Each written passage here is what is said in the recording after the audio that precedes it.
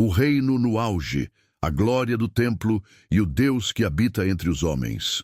O trono está firme, o reino está em paz, a herança foi entregue sem guerra. Salomão assume o governo de Israel sobre um reino preparado em silêncio por seu pai. Não há disputas, não há divisão, não há urgência militar, há estabilidade. E Salomão começa como poucos reis começaram. Ele busca a Deus. Em Gibeão, diante do altar, o Senhor aparece ao rei durante a noite. Não oferece riquezas, não oferece vitórias, não promete fama, pergunta: pede o que queres que eu te dê. Salomão entende o peso do trono. Ele não pede vida longa, não pede vitória sobre inimigos, não pede ouro. Ele pede sabedoria, pede discernimento para julgar o povo e governar com justiça. O céu responde. Deus se agrada do pedido e concede sabedoria como nunca antes houve, nem depois se levantaria outro igual. Junto com a sabedoria, Deus acrescenta honra, riquezas e prosperidade. O reino floresce, as fronteiras estão seguras. As rotas comerciais prosperam. Jerusalém se torna centro de influência. Mas o coração de Salomão não se satisfaz com glória política. Há algo maior a ser feito. Chegou o tempo do templo. A casa que Davi sonhou agora será construída. Salomão convoca artesãos, reúne materiais, chama especialistas. Pedras são talhadas, cedros são trazidos do Líbano. O ouro é separado com precisão, nada é improvisado. A construção começa no Monte Moriá, no lugar onde o Senhor havia se manifestado no passado. O templo não nasce apenas como edifício. Nasce como símbolo, símbolo de um Deus que escolheu habitar no meio do seu povo. Anos de trabalho silencioso. Martelos ecoam, pedras se encaixam. O projeto toma forma. Quando o templo fica pronto, Salomão convoca todo Israel. Anciãos, chefes de tribos, sacerdotes, levitas. A arca da aliança é trazida para o Santo dos Santos. O momento é solene. Sacrifícios são oferecidos. Louvores se levantam. O povo se prostra. Então o céu responde. A glória do Senhor enche o templo. Uma nuvem espessa cobre o lugar.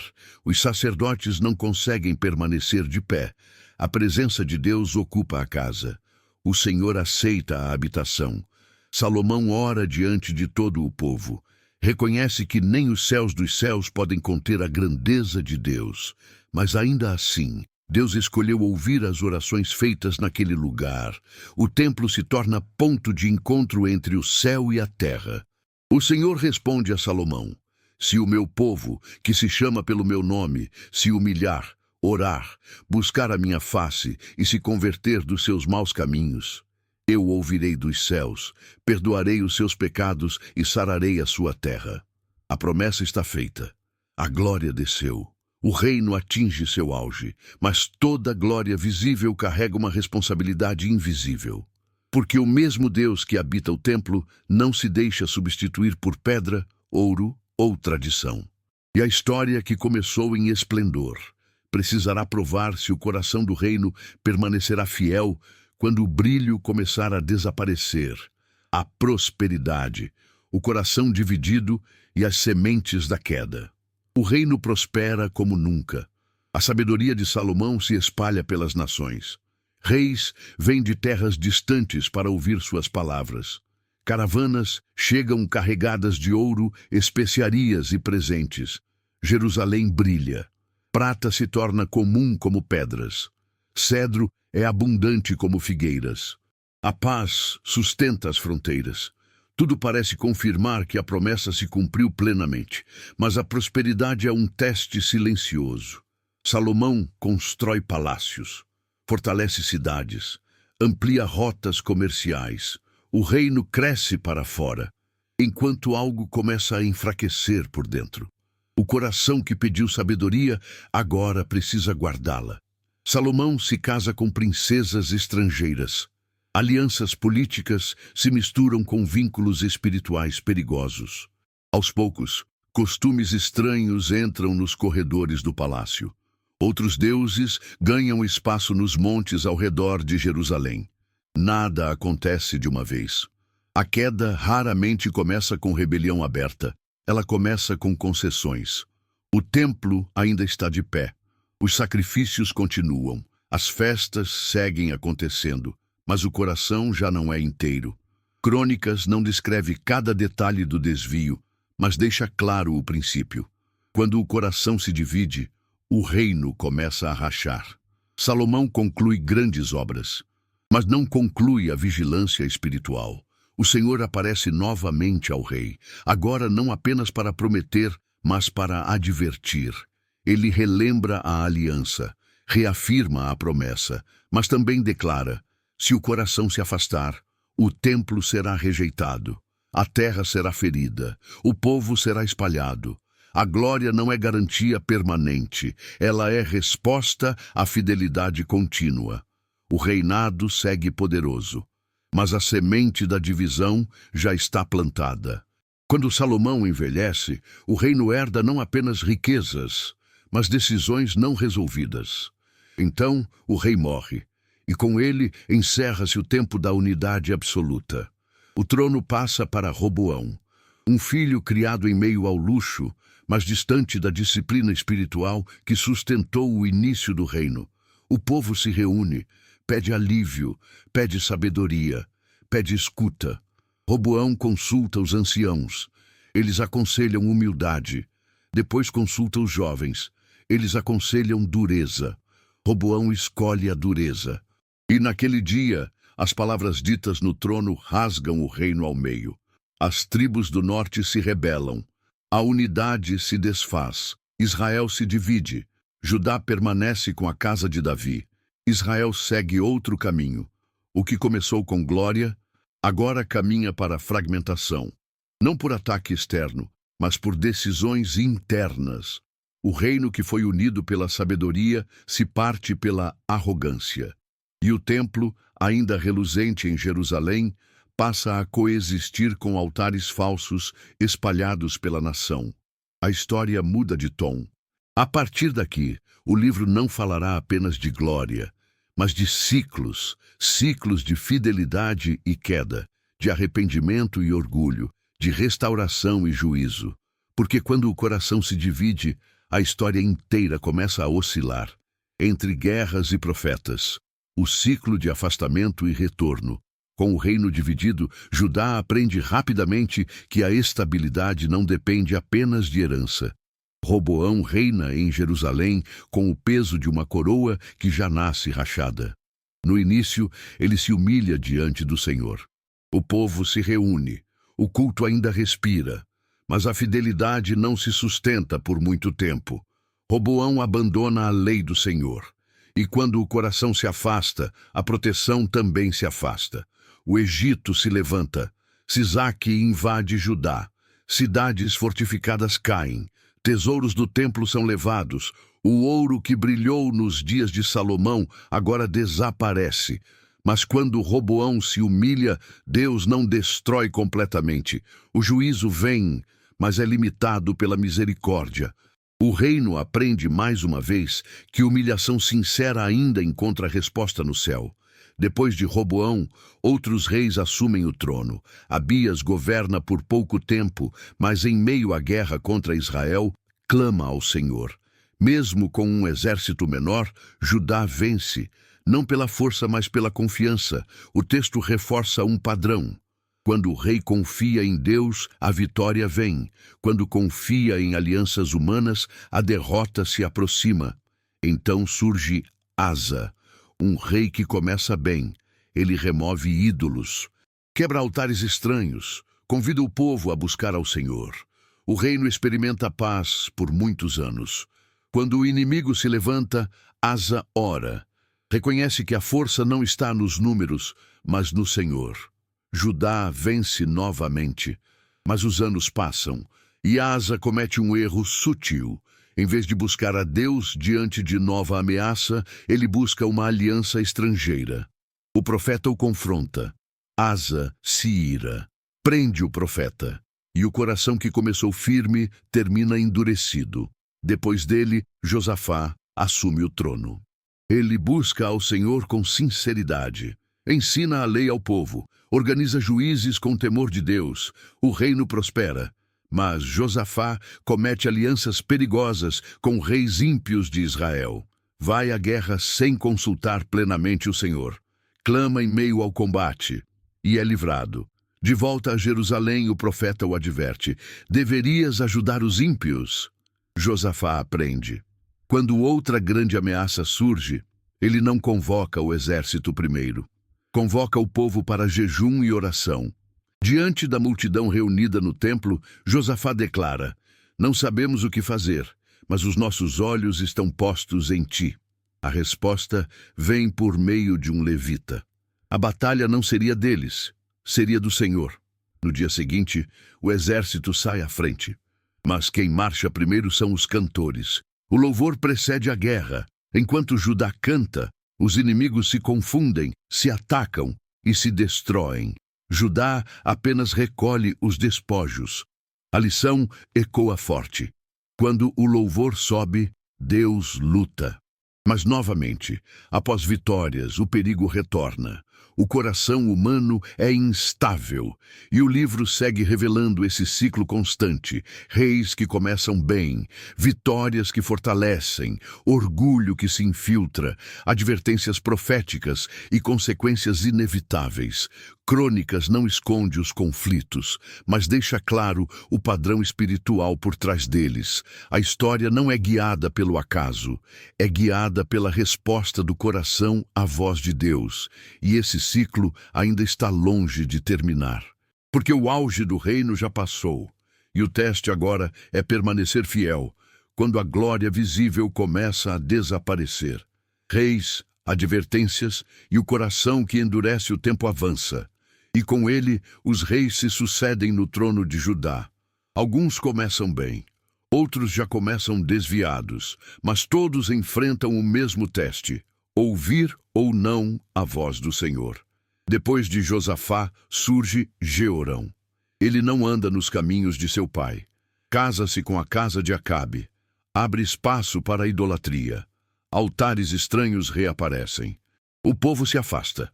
A corrupção cresce. Deus envia uma palavra por meio de Elias. Mesmo distante do cenário principal, a voz profética ainda alcança o trono. A mensagem é clara: o pecado trará enfermidade, perda e humilhação. E assim acontece.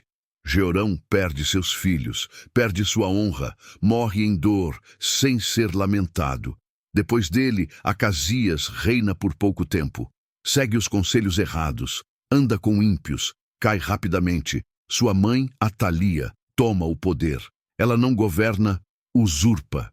Para firmar o trono, manda matar a descendência real. O sangue corre dentro da casa de Davi, mas Deus preserva uma semente. Um menino é escondido no templo, Joás. Durante 6 anos, Atalia reina em trevas, mas o templo ainda guarda esperança. No tempo certo, o sacerdote Joiada age, reúne líderes, organiza guardas, traz o menino à luz. Joás é coroado, Atalia cai, o trono é restaurado. Por um tempo, Judá volta a respirar fidelidade, o templo é reparado, a adoração retorna, o povo se alegra. Mas quando Joiada morre, o coração do rei muda. Joás se deixa levar por conselhos errados, altares reaparecem, profetas são enviados, entre eles Zacarias, filho de Joiada. Ele confronta o povo, mas é apedrejado no pátio do templo. O sangue do justo volta a manchar a cidade, e o juízo não tarda. Um pequeno exército estrangeiro derrota Judá. Joás é ferido. Traído por seus próprios servos, morre em sua cama. Sem honra. Depois dele, Amazias assume. Começa obediente, mas após vitórias, se exalta. Traz deuses estrangeiros, ignora advertências. O orgulho precede a queda. Amazias é derrotado, humilhado e assassinado. Então surge Uzias. Ele governa por muitos anos. Judá prospera. A terra floresce. O exército se fortalece. Mas quando Uzias se sente forte, invade o templo para exercer função que não lhe pertence. Sacerdotes o confrontam. Ele se ira, e a lepra surge em sua testa. O rei poderoso termina isolado, vivendo à parte, longe do templo que tentou profanar. Após ele, Jotão reina corretamente, mas o povo continua corrompido. O trono pode até se alinhar, mas a nação já está doente. E agora, um dos períodos mais críticos se aproxima, porque o próximo rei levará Judá a um nível de afastamento que exigirá a intervenção severa do céu. O abismo da idolatria, a grande reforma e o livramento impossível.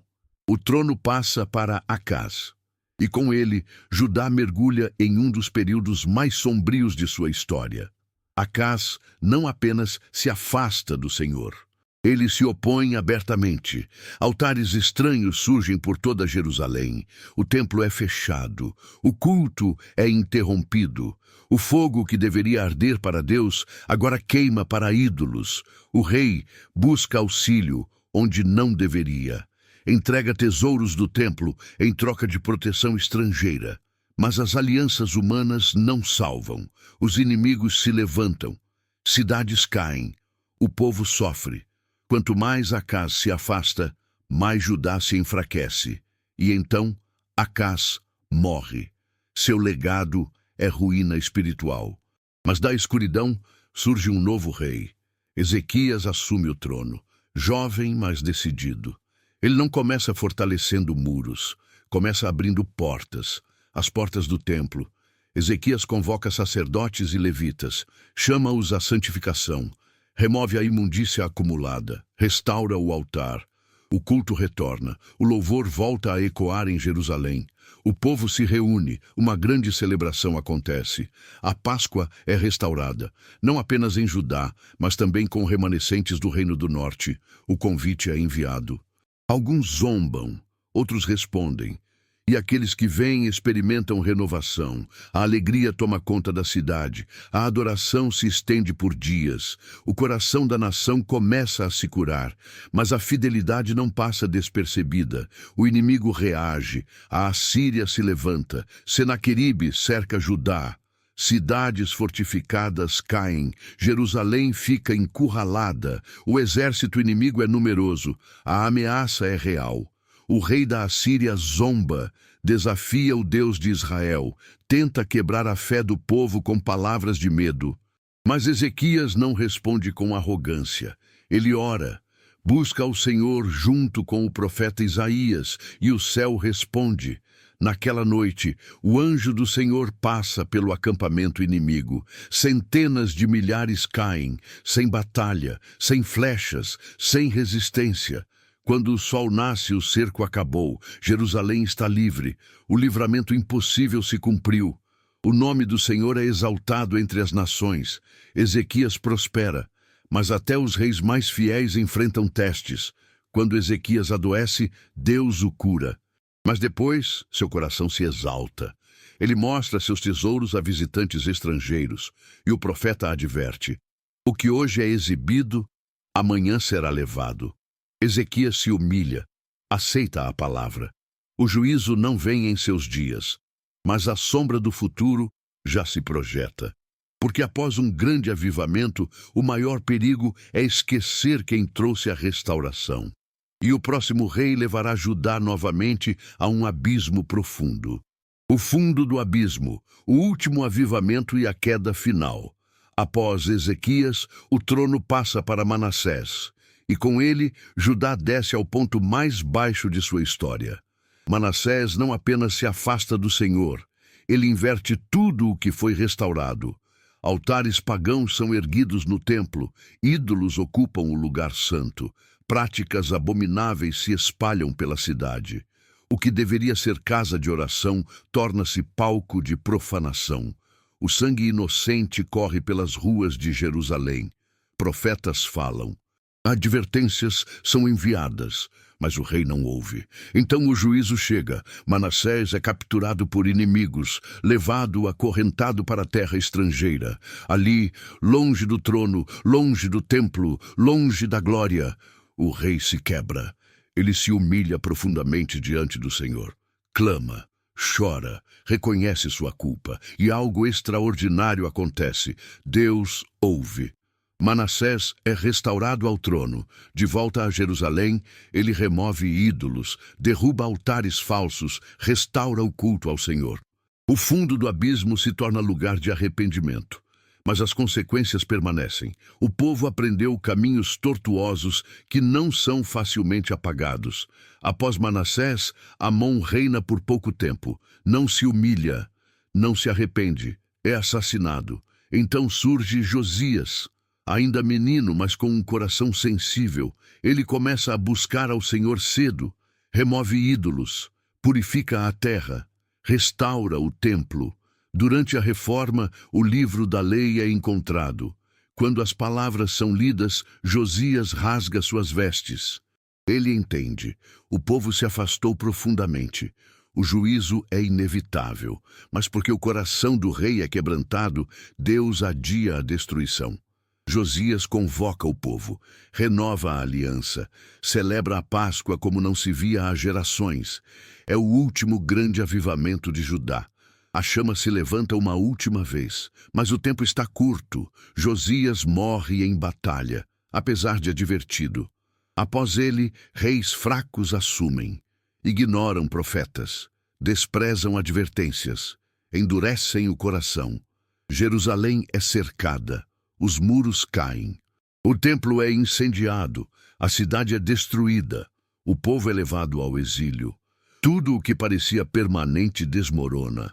Mas Crônicas não termina em desespero, ele termina em esperança. O autor lembra, o Senhor falou repetidas vezes porque se compadecia do seu povo. O exílio não foi abandono, foi disciplina. E então surge uma palavra inesperada. Um rei estrangeiro, Ciro da Pérsia, é movido por Deus. Ele decreta que o povo volte, que o templo seja reconstruído. A história não acaba em ruínas. Ela termina com uma porta aberta, porque mesmo quando reis falham, templos caem e cidades são destruídas. As promessas de Deus permanecem, e assim se encerra o segundo livro de Crônicas, não como fim definitivo, mas como ponte entre ruína e restauração, entre juízo e misericórdia, entre passado e futuro.